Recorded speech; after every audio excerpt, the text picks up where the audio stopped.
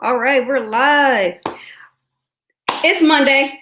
It's the day before Election Day, and this is going to be a touchy subject. I want to thank Mr. Jeff Pastor. He's one of the most approachable city council members that I've met, and he is here at my discretion. I asked him to come out and talk about something that he brought up at a Cincinnati neighborhood committee meeting, and I thought it was very important data because as a real estate agent, I think part of the issue we have is we're part of the problem as well. We are part of this problem, but we also need to be a part of that solution. So I had a lot of people talk about certain things like that, and they tell me like discrimination doesn't exist. So when you started reading some of those numbers, Jeff, I was kind of blown away. So can you just tell everybody, like, give everybody an overview of what you do down in Cincinnati and things like that? Yes, and first and foremost, thank you, Tiffany, for having me on. I really appreciate the opportunity to always have these little fireside chats. Thank you for allowing me to be less than formal, which is good. But basically, you pass ordinances. You're responsible for roughly a 1.4, 1.5 billion-dollar budget down there at City Hall. Things, services, public services ranging from the collection of trash, police, fire, parks, you name it. The city of Cincinnati is responsible for doing laws that you see passed, ordinances of what we call recently. I shouldn't say recently, but one of the most effective that I think has been a number of ordinances, but one in particular is the decriminalization of marijuana here in the city of Cincinnati. So you do things like that, and you use your what they call the pulpit to champion different ideas through legislation, through motion. But I think the most important thing is an efficient government. That's the that the administration vis-a-vis the city manager is delivering quality, efficient services.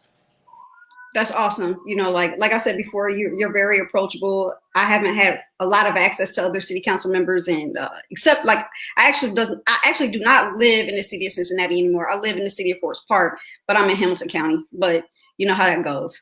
Yeah. So I got a couple questions that I want to bring up. As a city council member and chair for the neighborhood committee, you mentioned that you have listened to the concerns of citizens in areas of concentrated poverty. What are some of the concerns of the citizens in those areas? Well, so it's a lengthy explanation, but I'll condense it this way. In the 1930s, when the federal government created things like the FHA loans, the VA loans, Fannie Mac, Freddie Mac were created. Um, those tools, those financing tools, were not available to African Americans, and at the time, Irish, Catholic, Jews, you name it, it just wasn't available. Italians. Eventually, excuse the noise in the background. I do have children, but the eventually those groups, except for African Americans, began to assimilate. Well, in addition to that, African American Black folks were concentrated in certain neighborhoods. Those neighborhoods, even where they had home ownership, was redlined, and I'm pretty sure as a realtor you understand redlining, which is artificially devaluing property.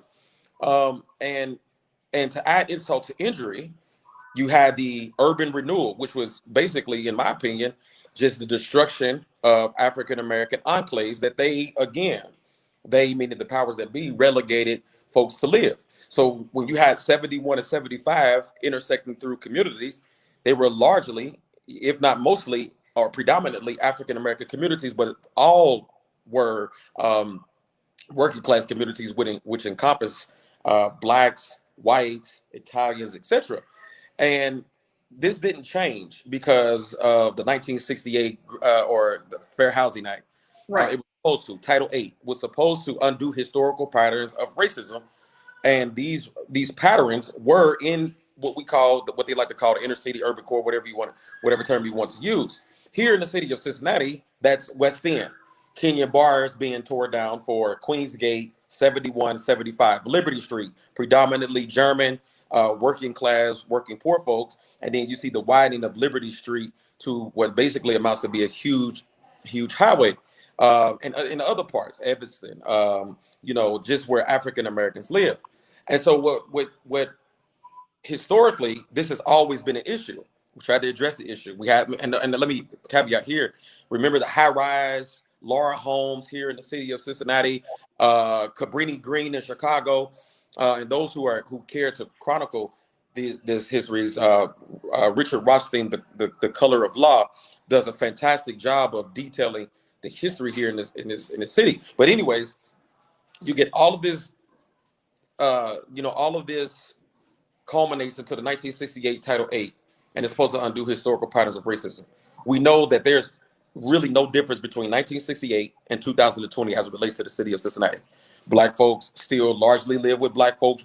All of the working class folks live in one neighborhood. Let me add this as well. In the 30s to 1968, they were creating suburban towns called Levitt towns. Right. And again, these were deed restricted properties that you couldn't sell to a Black person, for example, or to Italian in some cases, and you couldn't get a bank loan if you were Black to live in these communities. So our suburban towns, and this is no knock on the folks who live in the suburbs today, but our suburban towns was literally a social engineering project. And so when they created these Levitt towns, what did the businesses do? Remember, the great Black migration from the South, Blacks came to work. They were industrious people, still continue to industrious people. Working class people are very industrious people. So they come and work in towns like Chicago, Detroit, Cleveland, Right. these areas. And then they move industry out of the inner city. So I moved here making a decent living, had a nice homes, nice education. You know what I mean? Pulling ourselves up by the bootstraps. And then you move into the suburban towns and you disallow these folks. In addition to that, there's no transportation. There's no public transportation. At first, I didn't even need, a car and all these other things. But now you have public transportation that has been woefully underinvested, which in 1956, the Republican Party was all but willing to invest in public transportation, which included the highway system at the time. And so you have these segregated communities. You have deindustrialization of the inner core, right? Right.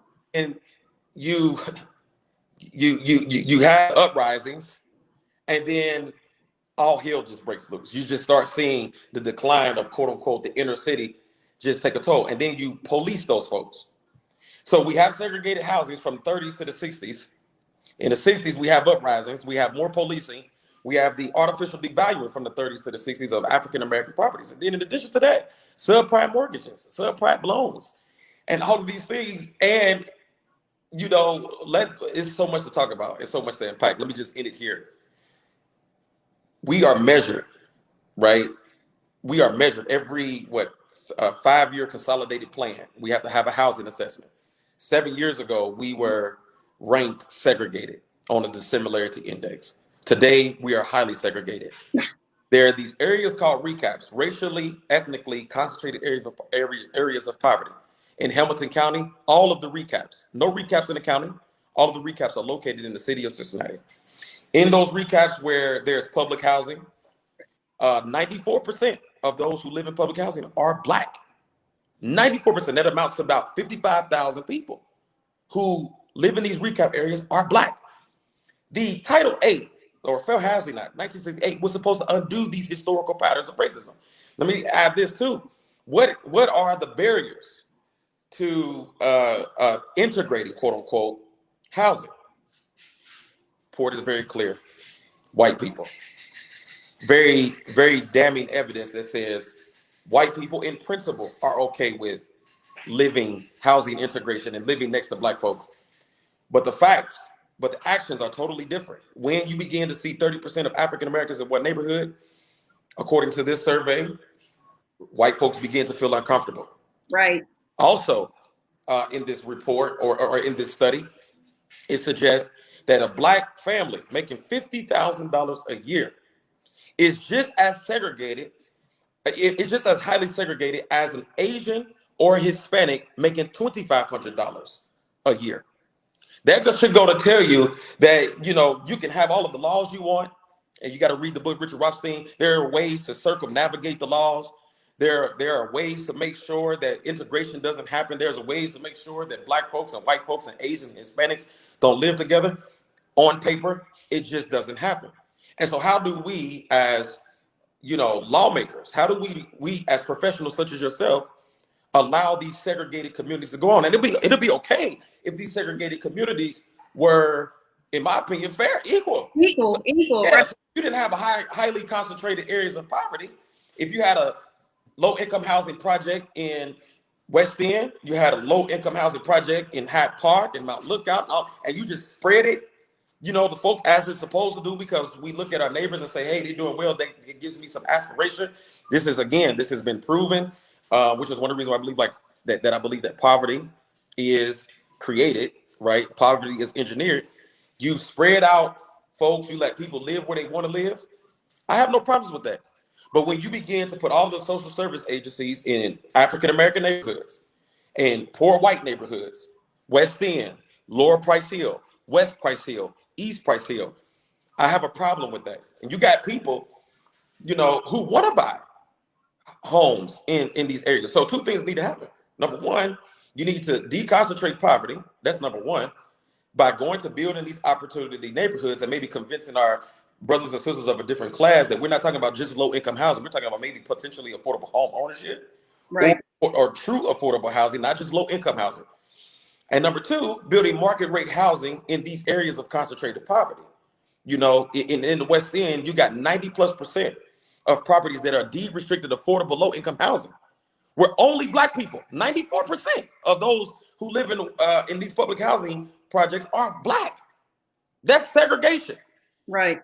It's segregation, whether people like it or not. It's de facto segregation. Now, there are some people who say, well, we self-segregate. I get that. But when you begin to see that the migration, say, to the west side of town, because it has has older inventory, I get it. So people go there, and you start seeing development in Hyde Park and Mount Lookout and OTR, you begin to create the haves and have-nots, which is what I'm suggesting is happening with the CRA tax abatements. Oh yeah, I'm gonna bring that up. Because one of the things that you brought up, like I was gonna say, what are some of the historical trends and patterns of segregation that still exist, and you kind of went over that. But this report, report that you did, I think you said you got it from Housing Opportunities Made Equal, a home and CBI, they do a housing. Okay. So the report that you had, it was like 1.5 year worth of research that you did. You brought up something about the development, and you read off like these communities had 0 development. Hyde Park had 26. Can you kind of go over some of that? Is that possible? Yes, if my memory serves me correctly, I believe Hyde Park had 63 CRA tax abatements. Tax abatements and the way I explain it, because if I go long, I go wrong. You got a house, you improve it, you increase the value. You don't pay taxes for a certain period, 10 to 15 years, on the improved value. So if your home is worth $100 and you did $100 worth of improvement, your home is now worth, theoretically, you increase it by $100. So you would pay property taxes on the $100 and the increased $100. The way tax abatement work is you only pay on its original value for 10 to 15 years. And idea is like, but for your development, we wouldn't have this. This property would just be sitting here languishing. In theory, I think that tax abatements are great tools, right? I mean, if it's going to spur investment into an ailing city, and quite frankly, tax abatements came in 1999. Cincinnati was not the Cincinnati that we see today. Far from it. You know what I mean? And then there were other things as well. 3CDC, the public-private partnership, concerted effort by the government and large companies, Kroger, P&G. I mean, all of those in that inner core was saying, hey, we need to do something about OTR. And it turned out to be extraordinarily well. Right. The problem is that we can never escape our historical racist past. So yeah, I'm glad that since 1999 we've increased, we've improved. I don't think so. My attack is not on necessarily the tax abatement; it's just how applied. So if I'm going to Hyde Park and I'm going to quote unquote build me a $500,000 home, you know what I mean? Do I need the tax abatement? Is the question. Right. Just trying to process the issue. One of the things that I don't want to do though is to have this unintended consequence where we are. We only have tax abatement, say, for Roseline, Bond Hill, South Cumminsville. And so people rush to build in Bond Hill. And now you got to move those folks who've been there 20, 30 years, you got to move them out. But what happens when you have this historical trend of racist houses, classing policies, and tax abatements are beginning to create a wider gulf between the haves and the have-nots, and it is egregiously racial. You know, like blacks in black neighborhoods get less than $1 million. Two neighborhoods got less than a million. But one neighborhood, Hyde Park, received 53, 52, $53 million in tax abatements. Now people are looking at that now. I was reading off the list, and you had Columbia, Tusculum, which received a lot of and these are commercial tax abatements and residential tax abatements. They receive residential tax abatements. They receive a number. Hyde Park received the number. OTR received the number. Zero in Winton Hills, zero in South Cumminsville, zero in South Fairmount, zero in places where I think there was like one in Roseline, maybe two in Bond Hill, and you just go. The numbers tell a story of Right. now. From a free market perspective, I understand as a developer where I want to go. I want to go where I get me some money. As an elected official responsible for policy, if we're going to incentivize, we're going to use our taxpaying dollars to incentivize development. The theory goes, then we should incentivize development to go to places where inventory is older, Right. and where it can use that. So we know that Grant Park, we know that parts of Harrison, parts of Glenway, we know what happens when you have years of segregated racial housing policies. I read that off. High crime, high birth rates, lead poisoning. I mean, just for decades, this has happened. And then the most nastiest part about all of this is we know this happens and we say we blame the individual. This is literally a trend, a pattern. And the only way to get rid of that is to deconcentrate poverty and to so-called spread the wealth. Now, Jeff Passer has always said, maybe the government should have never got into housing in the first place. Let everybody get it. You got into housing. You created these policies that we're still living with today, decades before. And again, it's not just this council and this General Assembly or this Congress or this Senate. This has been going on forever. Right. But you got into the housing business, and then you only gave it to the white folk, and the black folks couldn't get it. And the black folks couldn't buy property theoretically free and clear until 1968, when my mother was 2, my grandmother was 31. Right. And all of this transfer of property from, if you were of, the chosen, I mean, not the chosen, but if you were of the good family, if you were white, and that sort of thing, you've been doing this for, centuries for some, decades for others, where you can just go buy property, you flip your property, and you live in nice neighborhoods, and the government is using your tax dollars to create Levitt towns, to create suburbs and all these other things, and telling you to pull yourself up out of bootstraps. You don't want that said by the CRA tax abatements, which the intentions are great. If I'm sitting on the dais and I'm saying, well, wow, I want you to invest in the city of Cincinnati, but the unintended consequences are starting to be so egregiously bad that we have to say, wait a minute, this is classist and it's starting to be racial. Not saying that the intent was racist, but we're saying the effects are classist and racist, or becoming to appear to be classist and racist. So where I sit, it's hard to balance, because I don't want to stop tax abatements. That's not my goal. My goal is to say, hey, you're a UC Xavier graduate, or you're a mother and father who collectively make $60,000 a year. Can we incentivize you to build homes that they can own? Because another thing that bothers me is I tell folks, don't keep coming to our damn communities talking about we want apartments and affordable housing, low-income housing. Stop doing that. Mm-hmm. I want you to come to our communities. And again, I still have another meeting and I don't want to divulge too much. But when are we going to start having a conversation about affordable home ownership? Right. So don't just come into our neighborhoods, black folks' neighborhoods in South Cumminsville and South Fairmount and all these places where we live, and think that we just want these big ass, buildings, green buildings for people to live. No, there are folks out here who are making $25,000, $30,000. There are single folks out here. There are married folks out here who are making money, who want to own a home. And we're going to use our taxpaying dollars to increase development. Maybe we should look into home ownership in these targeted neighborhoods. Because I guarantee you own your home and you live next to the Fay, or you own your home and you live off of Westwood Northern Boulevard. You own your home, you live in parts of North Fairmount, South Fairmount. I guarantee you would see some of the situations that you see today, young folks moving in. And it bothers me so much, because when it comes to investing in the working class in this city is predominantly predominantly black, but the working class as a whole, it's always this tepid response. Oh, that may be too much. No, I want you to do the same shit that you did for others and gave them a heads up, or don't do it at all. Don't get the government at all. And that's my libertarian thinking. Don't get in the government at all. Don't give no food stamps to nobody. Don't give no taxpaying dollars for education to nobody. Don't give no FHA loan, VA loan to nobody. Don't do it to nobody. But the moment that you do it for one, you have to do it for all. So you can't talk to me about free market capitalism, because that's what I love. I love self-determination. I love what Brother Michael was saying. Build your own, do your own, have your own little enclave. Absolutely. But for decades, for centuries, I should say, that hasn't happened. And in the city of Cincinnati, it is like the poster child of bad housing policies, right? You can go to over the Rhine at one time, and you can go to West End and see whites and blacks. You can go from here to Hyde Park and see the difference between working class whites and high class whites.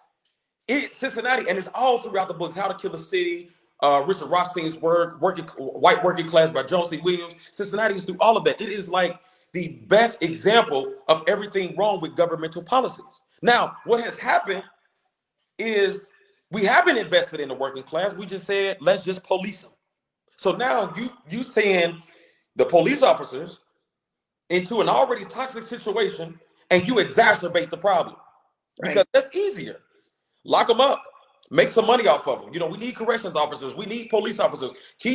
Police them, lock them up, keep them out of our area.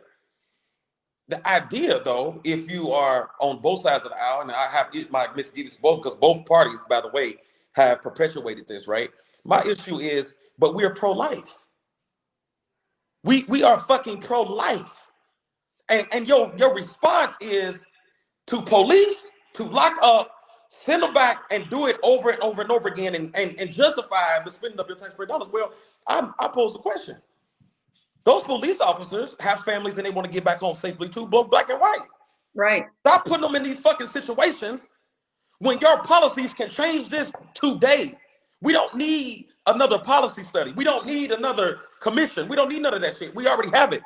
Right. Turner report. We have every 5 years we have a report. We know what the fucking problem is. I'm just one person. There are 9 other members of council. So we're going to be okay with segregation. Okay, great. So when these folks get the uprising and all these other things, and we want to hide behind the desk, fine, do it. But somebody has to sound the alarm and call out both Dems and Repubs and say, whatever flag, whatever gang you want to be a part of, both of you all are complicit, and here is the data. What are we going to do about it? What the fuck are we going to do about it? What are we going to do about it? Your response has been to police and lock them up and just throw away the key. Right. And if you black in the 80s, and you're sick, it's lock you up for crack. Nowadays is, no, we're going to give treatment. Okay, great. So now that you finally realize that the war on drugs and the war on people was bad, so now what are we going to do? What's the solution now? I'm sorry to go off on a tangent, but it just makes me so, as a kid who lived through that. Right, absolutely. Who lived through these damn policies, who lived through war on drugs, who lived through the 1992-94 crime bill. The moment we get an opportunity to talk our shit, we're going to talk about it. And I can tell you, when I lived in Carthage, it was white and black. We were all working class. It was, you woke up at 6 o'clock in the morning, everybody had on their uniform. You know what I mean? And I'm not just, of course I'm speaking for black folks who have got the worst end of these policy sticks for a while. And largely, I think African Americans are the targets. And then, a white working class, as John C. Williams and Nancy Eisenberg in her seminal, well, John C. Williams were white working class. Nancy Eisenberg in White Trash, a 400-year untold history of class. I think white folks have been collateral damage. And once they realize that you're the victim of a government overreach, that's why I talk about limited government. Right. Angry too. Right.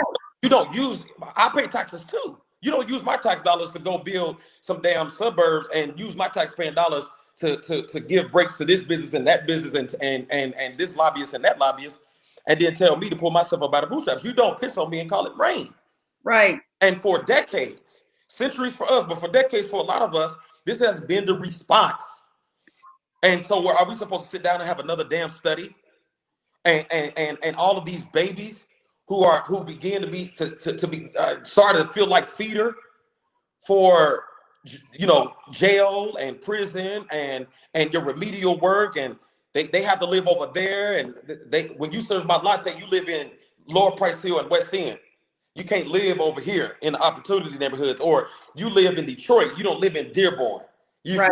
And you live in Chicago on the south side. You don't live down here on Green Mountain. That has been what they have been telling both black and white in the same class since forever. The only way to eat into that, or at least to begin to make a difference, is to change how we do housing. That was one of the questions I was going to ask. Like, do you think our city can actually be more integrated? I mean, like, is there a plan? Like, outside of, like I said, I'm a real estate agent. And obviously, I have clients from all walks of life, so we're not allowed, I mean, it's against the law for us to steer people into a certain neighborhood or to tell them certain things, like if they want statistics, I have to tell them to go look up those statistics, look up the police, because, I don't want to steer anybody where they don't, I can get in trouble for that kind of stuff, So, but like I said, I think we are complicit and part of the problem as well, with segregation in this city. And like you said, you can see it everywhere. I grew up in Westwood as a smaller kid, and it was mixed. And then my mom bought a house in Evanston. Been there for 30 years, over 30 years. And, that was not racially mixed, for sure. And now, in the past maybe 3 years, is gentrification. So what that looks like. And there's tax abatements, and it's a whole bunch of different things. So a lot of the people are getting moved out. And that's a real fear for some of the people that are there. Are they going to be able to afford their taxes? Yeah, and so another, and I'm glad that you mentioned that. So gentrification to me is what took place during urban renewal when they tore down Kenyon Bar, right? Right. I own my home. Mm-hmm. I want to remain in my home, but you're kicking me out for a highway. What people call gentrification today, and I would love for you as a professional to tell me if I'm on the right track or not, because I could be wrong. What I see is that if it's P.E. Moskowitz has a great work, How to Kill a City, and he has an idea of gentrification, and the gentrifying effects is what I think he used the term. Gentrifying effects is we rid it of crime. We don't invest in the neighborhood. The property values get so low that enterprising business developer or developer comes in, buys it cheap, builds it for cheap, and then sells it for like 10, 15, 17 times the multiple, even sometimes higher than that. What I don't see as gentrification is the natural business model, right? Mm-hmm. So if, for example, if we know that, if the data is still correct, the highest concentration of African American home ownership is, I believe, South Cumminsville, where you have a lot of older folks, African American folks who own their homes and that sort of thing. If they come in there and they buy up all of South Cumminsville, and they put a new highway in there, it's already highway there, but if they put another highway in there, to me, that's gentrifying. Mm-hmm. Not gentrifying to me is, natural investment and just the natural flow of things, number one. Number two, I said this back during the FC Cincinnati debacle. I said, why is it, and again, tell me if I'm on the right track, because to me, it's not gentrification. I said, why is it that we're calling this gentrification? And I see it as an opportunity for Black folks to cash in on the property that they own. Because if I lived in the West End, or if I lived in South Cumminsville, in my example, and somebody offered to sell me to purchase my home, a private company offered to purchase my home, if I purchase it for $10,000, but they offer me $150,000, I'm gonna sell it, and I don't give a damn what y'all say, because it's a money making opportunity for me. That's where I have my concerns. Is what's the difference between a natural business exchange and gentrification, right? Like, right. I see what you're saying. Some people get the cash out, some people don't. They'll find a way to get you out. They might send the city down there and get you some code violations. Gotcha. Do some stuff like that. But the thing about it is when you think about people getting paid, like for your example, $150,000, and then they get to the point like, where am I going to go? Mm-hmm. I mean, like when we think about it, $150,000 seems like a lot to somebody that paid, $10,000. That's a big markup, But in reality, where are they going to go to? Are they going to be able to find a house? Say they only get $60,000. That's still a lot of money. Are they going to be able to buy another house somewhere and be able to afford it? My only issue with that. But like some of the people that's still left in certain neighborhoods, that they're not selling, are they going to be able to afford their taxes? And their neighbors are getting tax abatements. Yes. So you asked, was there a plan? And that's one of the reasons why we had the special meeting, is because we wanted to hear from people. I also wanted to point out that there was, for a year and a half, or nearly 2 years, a property tax working group that dealt with the issues of taxes. And one of these issues, this very issue about, our elderly folks who are being priced out of their homes, they can't afford the taxes. One of these issues was brought up, and those recommendations were out there as well. I am working on something that I believe that the state can work on and the city can work on, and even trying to include tax abatements to incentivize. But maybe it looks like a moratorium on tax abatements until we can figure this out. Right. Maybe it looks like, I don't know, a very efficient, comprehensive study on what we can do so that we won't set the market. The problem that I run into is, and it's more of like a problem in my brain, is, anytime the government says they want to help, anytime the government comes in and says, hey, I want to be a part of this, I want to be a part of that, they tend to mess shit up. You know what I mean? You can tell by housing policies. We tried to correct housing policies in '68 and only exacerbated the problem. Right, and we're 2020 right now, and it's still the same stuff going on. Nothing's changed. Right, and so like for me, it's just like, Jeff, do you create policies that can come back and bite folks in the ass? And I think Dr. King said it very well. He did all of that, and at the end, near the end, he said, "I feel like I've integrated my people into a burning house."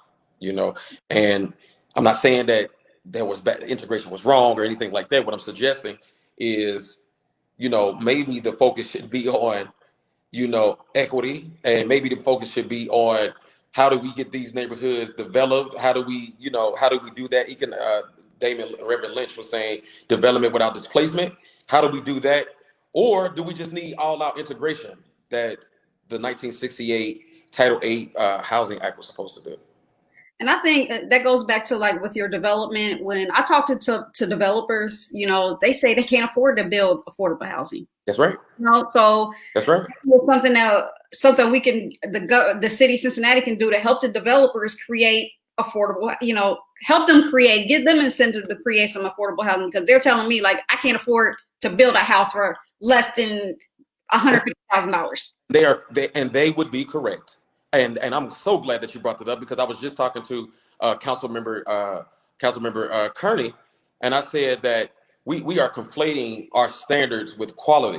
Some cases, I said that if you think about it, like, can I have quality affordable housing that doesn't cost nearly as much if there was some sort of tweak to zoning codes or building codes or permitting? I mean, I think about we have to go there, because you're saying build affordable housing and spend $150,000 and don't recoup your costs. The city of Cincinnati, in my opinion, that's a huge undertaking just for one city. Huge. Right. You know what I mean? It's expensive. Yeah, it is expensive. And we have to put our money where our mouth is. And again, here you go. As a classical liberal, free market capitalist guy, that's higher taxes. There's more money going out. You created the situation, though. Y'all created the situation. Now we have to figure out a way to fix it. That's one of the issues that we're talking about.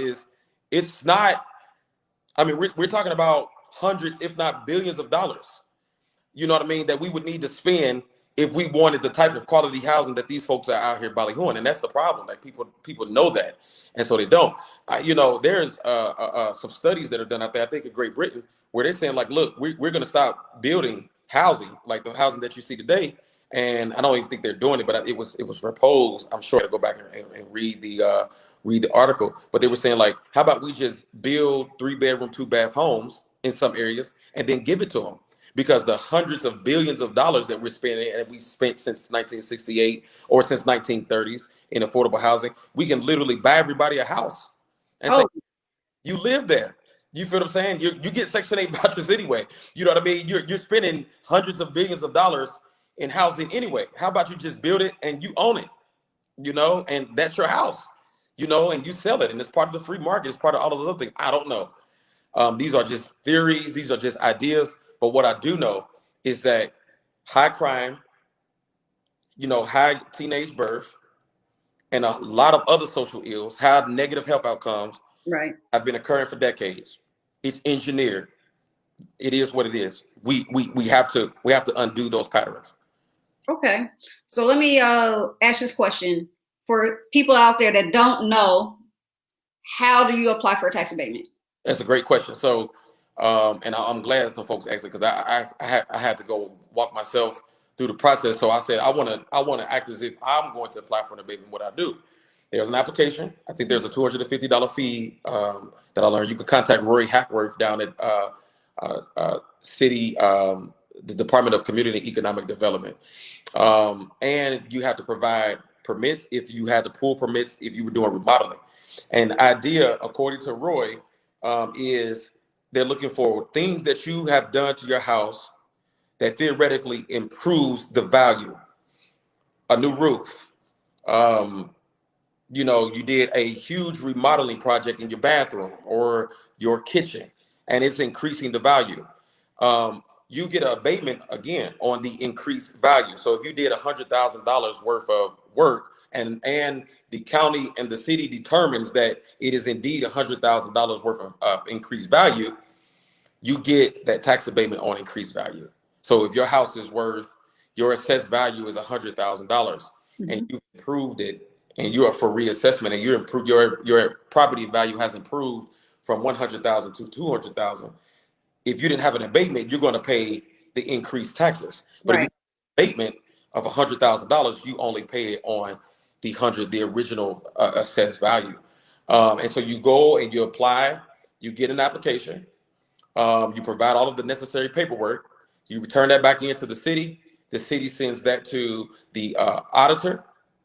The auditor they do their assessment. The auditor either approves the total value, or they say, well, you know, our calculation says that it's of lesser value. Send it back, and then that's how you get your tax abatement. Does not Residential abatements does not have to come before city council. It is all handled by the city administration and the county. Oh, that's great. I did have a question for one of the viewers. I'll just put it up there. What would your suggestion be to people who have grown up with opportunities? Like, what can we do to help other than speaking out and using our voices? What is your suggestion for actions that we can take to help our Black communities? That's a great question, and I'm glad that question was asked. And I like the term. I said this on the floor of council. You know, and I don't want to speak as I'm speaking for Black people. We don't necessarily want your pity. We want you to go to your churches, your synagogues, your mosques, to your atheist groups, to your whatever group you belong to, people who or their influence, whoever you're voting for mayor. If you're white, or if you're a person of, if you're white and of a different class, of different working class, if you're Black and of a different class outside of the working class, we want you to go to those politicians who are asking for your vote and saying, hey, we need to get this fixed. I would love for people to be down here at City Hall. I would love for people to be flooding every member of council's box and saying, hey, work with Jeff. We are behind him. We want to end segregation today, right? We need comprehensive, you know, housing policy reform in the city of Cincinnati today. Something that transcends tax abatements. Tax Right. abatements is a symptom, right? We need to address tax abatements. That's just a symptom. We need to go beyond, we need to go deeper than tax abatements. That's number one. But Black politicians and working class white politicians can't be out here just saying it to themselves. We have to go to the donors. We have to go to the county. We have to go to those folks who say, hey, this is good for you as well. You know what I mean? When you drive into the city of Cincinnati and you're driving through these segregated neighborhoods that have been segregated for decades, you too want to be able to drive through. The folks who live in these communities on the west side of town, you know, they want their property values to go up. They want to deconcentrate poverty. Those who live in Hyde Park, they want to maintain their property value. They want their property values to maintain. Developers want opportunities to develop in these neighborhoods. We need to go to them. and we need to make noise with them. If we're going to march and we're going to protest, this is something to march and protest about. This is something to be down at City Hall ranting and raving about. We don't want to lock them up no more. We want people to get treatment. We want people to get help. We want people to be in opportunity neighborhoods. We have transportation. We want better transportation. We want all of these things that are going to connect people. And the only way to do that is that we need to advocate and we need to push for policies to the right groups. You know, Right. we need to push to the white groups. We need to go to groups who didn't grow up in segregated neighborhoods, or excuse me, working class, working poor, segregated neighborhoods. We want to go to those folks who sit there and they fund these politicians and say, hey, we're not going to support this candidate in mass, and we are city voters who vote. We're not going to support you until you give us your plan for comprehensive housing reform, and it can't be more affordable housing in already concentrated neighborhoods of poverty like Lower Price Hill, Bond Hill, Avondale, South Fairmount, South Cumminsville. Can't be just all that West Side shit and the inner city shit. No, we need some change. We just had an uprising in early this year. You feel what I'm saying? Right. We just had that. If one thing I did learn, it ain't just about the police, right? This is about shit that we've been dealing with for decades. So that's how they can do to help. And when we do present our comprehensive plan, we're going to need people to come out there and support. You know what I mean? We're going to need people to come out there and support. We're going to need people to get educated. We're going to need to get people on the ground. We're going to need to get people on the radios. We're going to need to get people down at city planning commissions when we do have to go through planning commission. It's going to be a lot to turn the wheel just incrementally, but it's a big turn nonetheless. And we need to be communicating to groups who don't hear this message. The people who live there already know. Right. These are people who we need to get to, people who don't know, people who would assume that we're trying to flood Hyde Park with low income housing. That is the last thing that you want to do. The most beautiful thing that you can do is purchase a home. You know why? Because a vast majority of your property taxes are going to support our babies over there at Cincinnati Public Schools, 36,000 kids. Why wouldn't we want everybody purchasing homes? Only a third of Cincinnatians own homes. Right.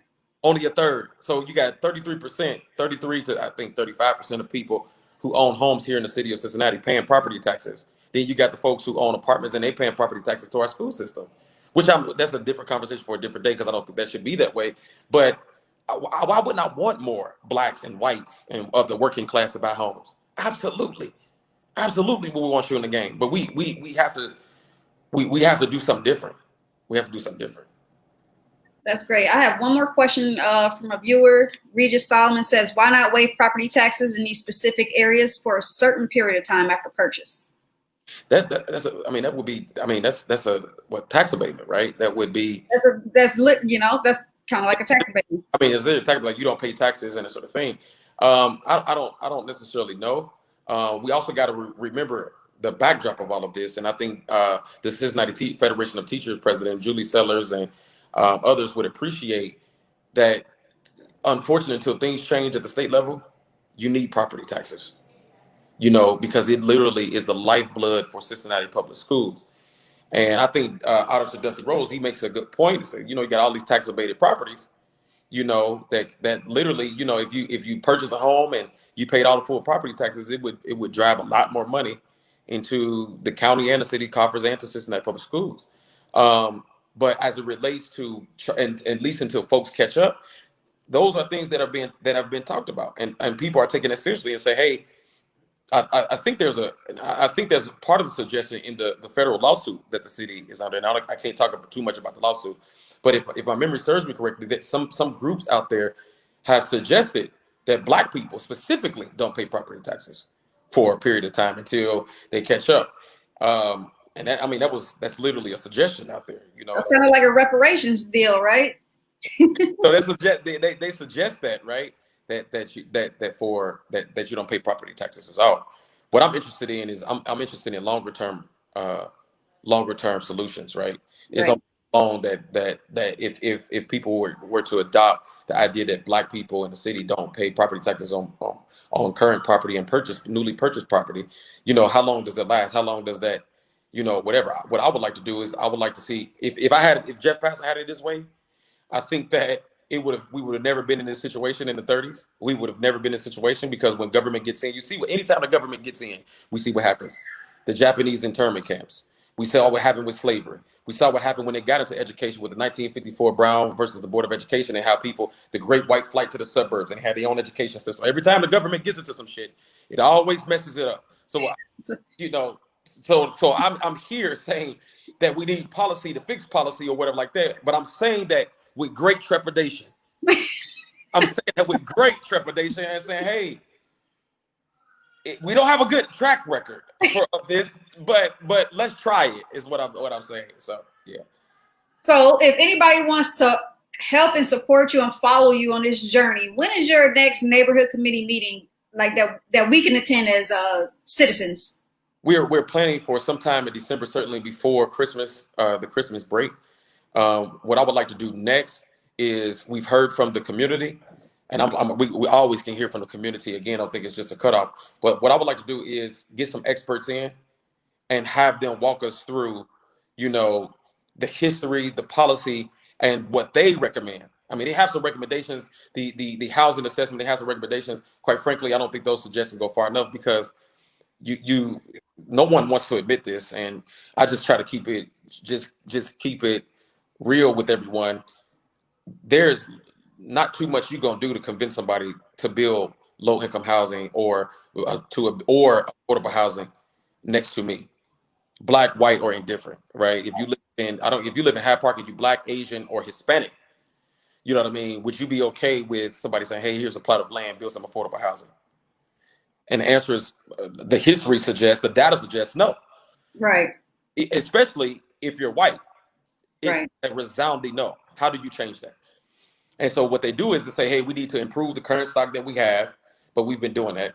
You know what I mean? And we've been doing it, and it still doesn't improve the current stock. Um, I would say that the experts need to deliver policies.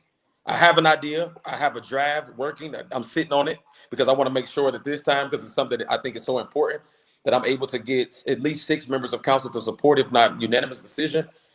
But the experts are very clear. I don't want to divulge too much, but the experts are very clear what we need, what needs to happen. Extremely clear what needs to happen. It is about, do we have the political will? And so when that time comes and the experts deliver their remarks, uh, we're going to have a comprehensive plan that we're going to present, and the cars are going to fall where they're going to fall. Well, Jeff, I just want to say thank you for coming on. It was very courageous, as a chair of the neighborhood committee, like tackling something like this. I think it was like, a lot of people are scared to talk about segregation in Cincinnati. So I applaud you for stepping up and taking charge of that. Is there any final notes you want to say? Anything? It could be about the election, anything you want, any Yeah. final words? First and foremost, I'm going to get a little radical here. Our ancestors didn't view voting as, our ancestors didn't die to vote. They did not. Our ancestors died for freedom and liberty. And I want people to understand that voting to them, as documented through, multiple leaders, through multiple speeches, was a means to an end. It was not the end. It was a means to an end. Long after this election is over, whether it's President Trump who wins or Vice President Biden who wins, we're going to most likely, as history has shown us, go back to the same old shit over and over again. Your game versus my game. If your guy wins, oh, they're just the greatest thing ever. If your guy didn't win, see, I told you we should have elected so and so. You know, I'm telling folks, um, I'll end it with this. Is a great quote that I put out there. It says that I'm not asking you to apologize for being white. I'm not asking you to apologize for being a man. I'm not asking you to apologize for the sins of your ancestors.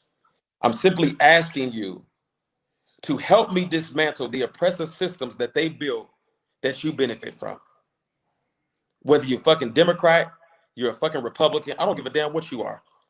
White people in the working class and below, those systems haven't been built for them or blacks. At one time or another, Irish and Italians and women and all these other things. These systems still exist today. And that's okay. I'm not asking you to apologize for that. I'm saying that reinvigorate the American spirit of uprising. 1776, right? Right. your shit. We got tired of you taxing us. We got tired of all these other things. And anytime peace came, anytime freedom came, it came because brave at the time men, and then eventually brave men and women came together and said, enough is a fucking enough. We are tired of living this way. I'm asking people to put down their gang signs. And I'm saying we have to dismantle the systems that do not benefit a vast majority of Americans of all different colors, of all different shades, of all different hues. But most importantly, it doesn't benefit Black folks who have Right. seen the system not work for us from 1619 until 1865, and then Jim Crow from 1865 to 1965. And people will still argue today that it still lives, it's still pernicious today, it's still subtle today. I'm saying this election is not the end all, y'all.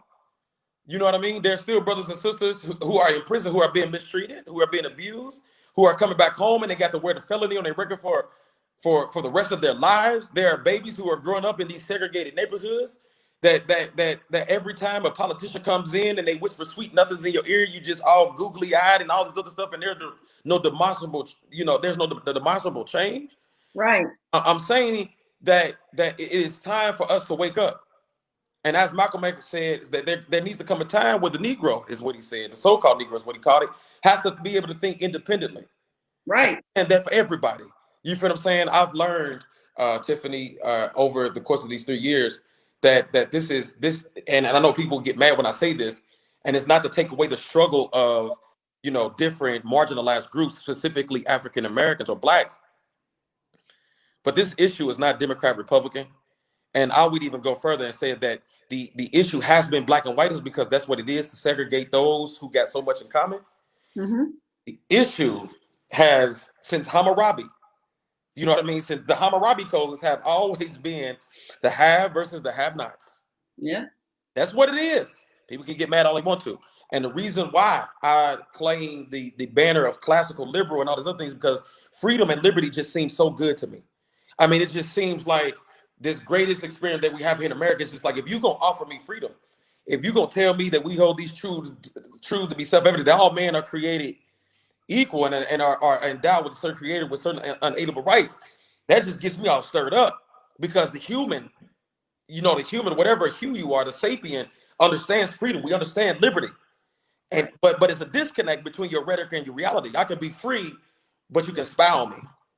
I can be free, but I can go to jail for a victimless crime, like smoking a plant that grows from the ground, or drinking a beer out in the open and walking down the street. I can be free, but I can't prostitute. Or I can be free, but I can't do things that I can do with my body that doesn't affect anybody else. That's not true freedom. I'm free, but I have to pay taxes once I get done paying this mortgage on this house. It's not Right. fucking. This is the veneer of freedom.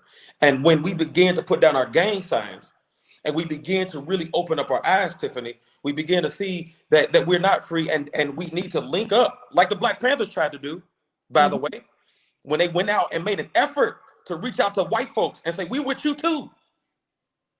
And they tried to unite. Where Du Bois talked about it in The Souls of Black Folks. He said the Freedmen's Bureau, shortly after the Civil Rights, was about not just the newly freed slaves, but it was also about what they used to call them, the mud seals. They used to call them crackers, the white folks. Because remember, there was no middle class then.